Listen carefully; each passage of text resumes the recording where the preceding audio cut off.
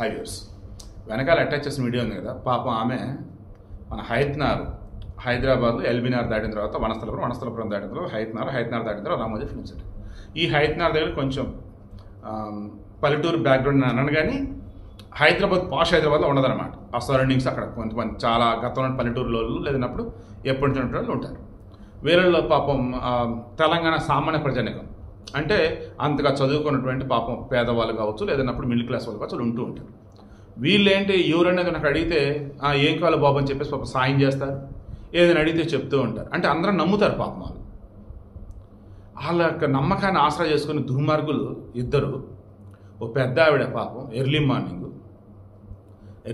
Night చీకటగా ఉంది, ఆ మొక్కతో ఉంది, చూశారు, వచ్చారు, అడ్రస్ అడిగారు, అట్టని చెప్పింది, వెళ్ళారు, ఆడు కనపడలేదు ఇది అని చెప్పేసి ఇంకో అడ్రస్ అడుగున్నారు. అంటే ఆమెని కన్ఫ్యూజన్ గురి చేస్తూ ఇంకెవరు రావట్లేదు కదని చెప్పేసి అటు ఇటు మొత్తం బండి మీద ఎత్తుకొని వచ్చారు. ఎవరు రావట్లేదు, ఒక్కతే ఉంది అండ్ మెడలో బంగారపు చైన్ ఉంది. చైన్ అంటే పాతకాలపలు వేసుకుంటారు, గుండ్లు సంథింగ్ ఏవో, అది ఉంది.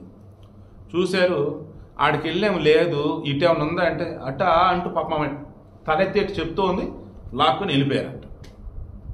వీడికి మెయిన్ ఇంటెన్షన్ మరలా బంగారం రేటు పెరుగుతుంది కాబట్టి దయచేసి ఆడవాళ్ళు ఒంటరిగా చీకట్లో కానీ నిర్మాణ ప్రాంతాలు కానీ మామూలుగా వెళ్తున్నప్పుడు కానీ బంగారం నగలు వద్దు.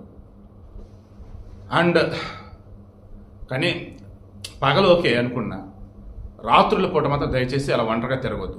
అండ్ పగలైనా రాత్రి మిమ్మల్ని అడ్రస్ అడుగుతుంటే జాగ్రత్తగా పెట్టేసుకొని దూరం ఉండమని చెప్పి అప్పుడు అలా చెప్పండి. మీ మెడలో ఏమి లేవనుకో, అప్పుడైనా సరే దూరం ఉండు బాబు అని ఏం కావాలి చెప్పు బాబు, దగ్గరకు వస్తే పెద్దగా అరిచేసేయండి. వాళ్ళు తీసుకెళ్ళకపోతే మేము అరిచేసరికి అప్పుడు చుట్టుపక్కల వాళ్ళు వచ్చారు. ఏంటంటే బంగారం చైన్ పట్టుకెళ్ళిపోయారు. వెంబడిస్తే వాళ్ళు దొరకల. కేసు ఫైల్ చేసి విచారణ చేస్తా ఉన్నారు. వీడియో అటాచ్ చేస్తాను చూడండి. గుండ్లే నా తాడు గుచ్చుకున్న గుండు నా ఎన్ని ఉంటాయి? తులన్నర గుండు విజయ. ఎక్కడ వేరాలు? ఎక్కడ పోయినా నేను మొత్తుకొని బాలకృష్ణ అట్లా వాడి